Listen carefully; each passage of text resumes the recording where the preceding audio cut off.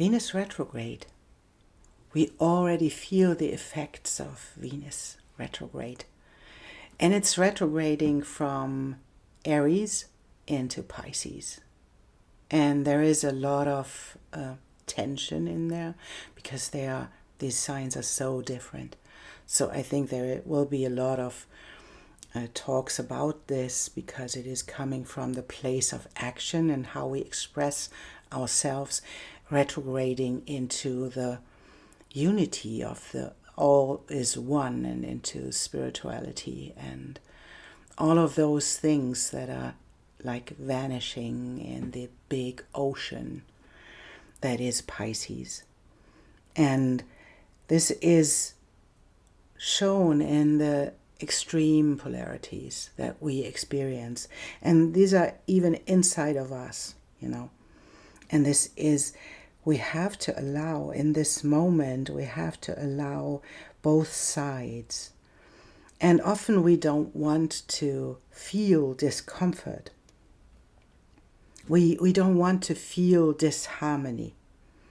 But one way into harmony is to feel the disharmony and to find the balance within. So there is something about this moment to embrace the discomfort and to understand that all of these parts inside of us are necessary. All of these extremes are necessary to find balance. And I drew 2 cards for this intro because I want to do Venus retrograde short reading for every sign, and I will use whole sign houses to show you where this is happening in your chart from the perspective of the rising sign or the ascendant. But to see what is this Venus retrograde about, I wanted to draw 2 cards for this, and I did. And I think they are perfect because it is the she-wolf, and it is about, and I will show it to you. What a beautiful card. And it says, unleash the beast, for with nurturing ferocity I protect my kin. This is on the one hand, and I do Gaia on the other hand. And it says, when my patience wears thin, the earth trembles and storms rage. And both of these cards are really, for me, they are really, really perfect because the she-wolf, she embodies the wisdom of survival and protection and nurturing our instincts. And she is like the fierce and untamed energy of the wild, inspiring us to tap into our primal nature. And it could be so that this one side is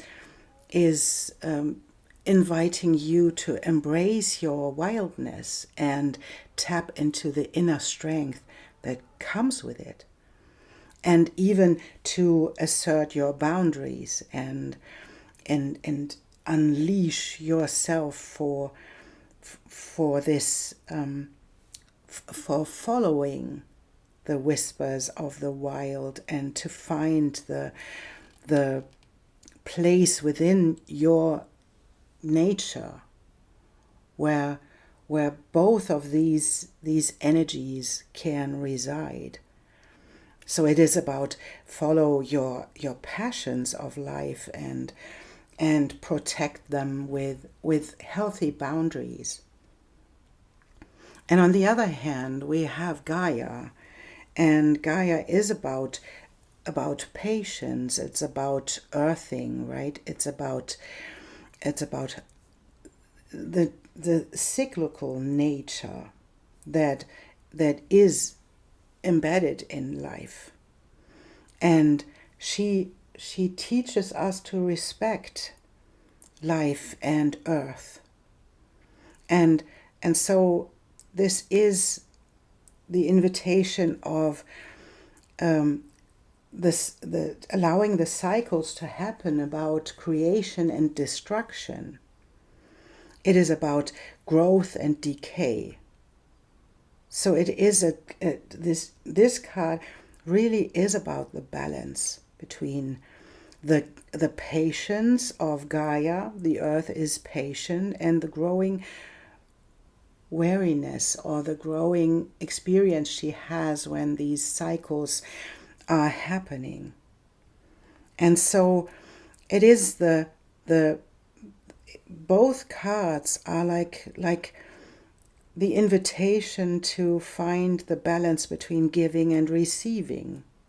And it's the invitation to insert yourself when necessary and honor your own needs. And that this doesn't mean, in of course in both cases, it doesn't mean that you have to endure something that is mistreating you, right?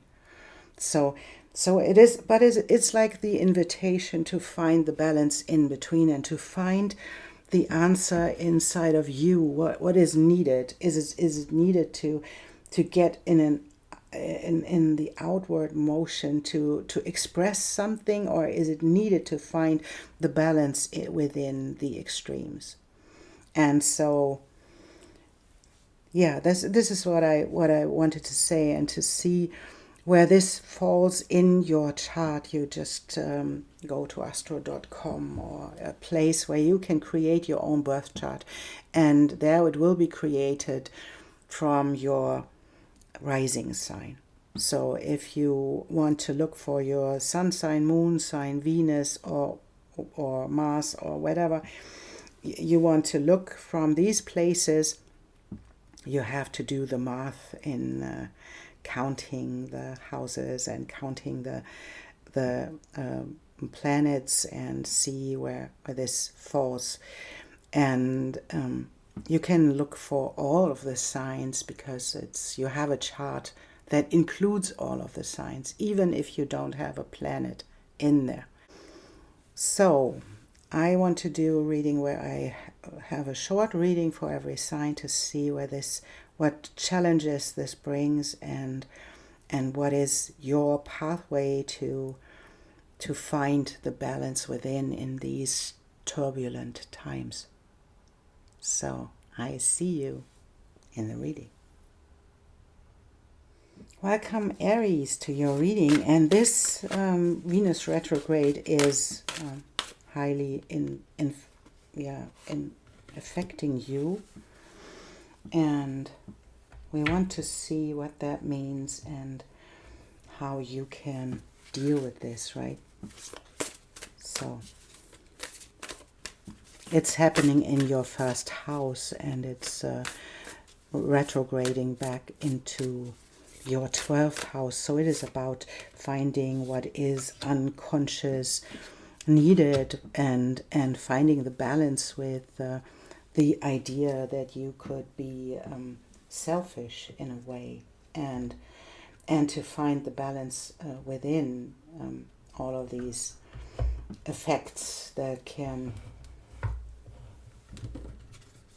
this can have, right? And this is ever essence. It is about the cultivate love. And we have the snail, we have the anchor, and we have the wishing lamp. And that's really lovely, because it is like the promise that whatever you want to experience in your life, in your working place, in your way how you connect to other people, it is coming into fruition. It is coming into the place where you can express yourself in an appropriate way, where you can have connections in this appropriate way.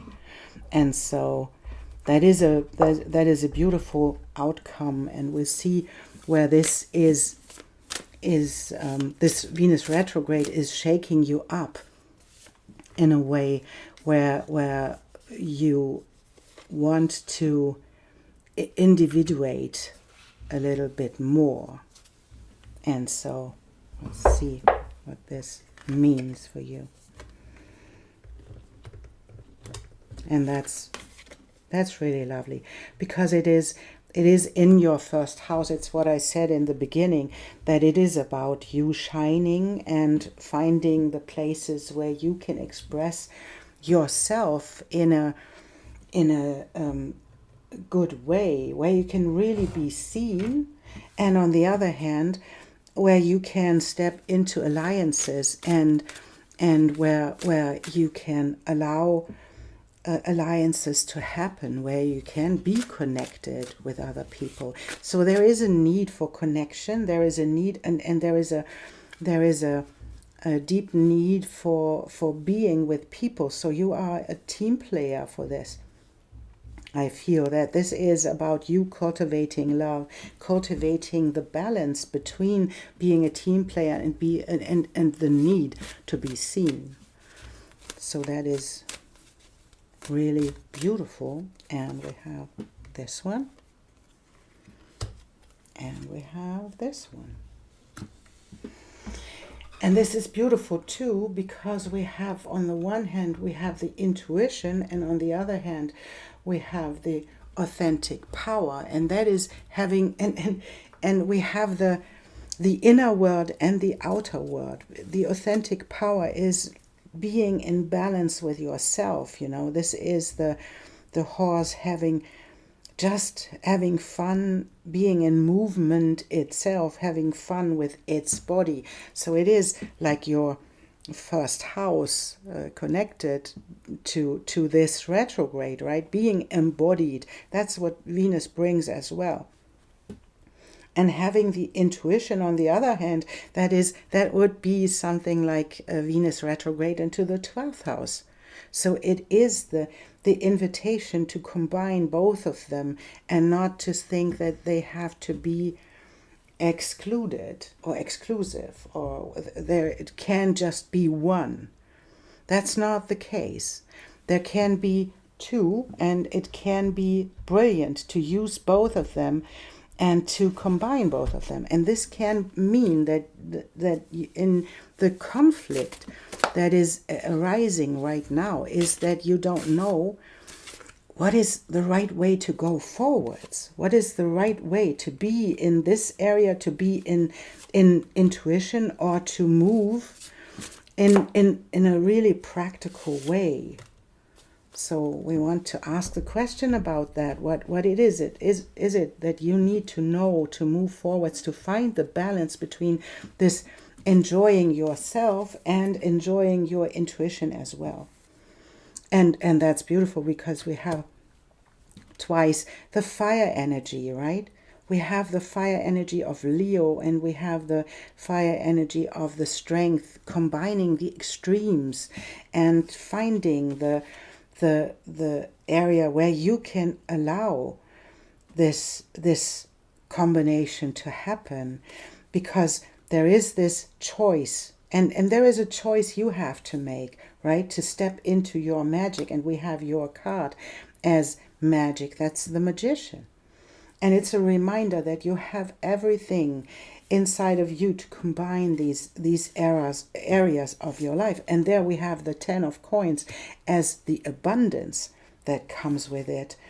And the Father of Cups, someone who is entering your life, who is helping you to find the balance within, to find the emotions within, right? It doesn't have to be a father. It's not about gender. It's about the energy of giving love. And that's where we came from in the beginning, right? We came from the place where you would learn to cultivate love. And that is love for the passion. It's love for you and yourself, and your love for alliance as well. And this person that comes into your life is something like a mentor. They help you to find the key between these extremes that you experience right now, but it is helping you to find the balance within, and then you step into this wheel of life where everything can happen, where chaos is there. So that's but it is there to restructure itself. So your life, if your life, you experience in the moment, you experience chaos in your life, can you allow yourself to relax into it, because it wants to create something else. It wants to find the balance of acting and being in your intuition, knowing what is the truth. And can you allow yourself to step into this place of allowing this chaos to be, and then take the next step? So it is the invitation. These cards are definitely the invitation of allow yourself to be brilliant as you are, because you have everything it needs to find the balance, and to allow your passion to be, and allow your uniqueness to be, without blaming yourself for being selfish, and then acting in alliance and in conjunction with others. That's amazing, Aries. It doesn't feel easy, but it's amazing. Thank you for being here, and thank you for liking and subscribing and helping me to grow the channel. Thank you so much, and I see you soon.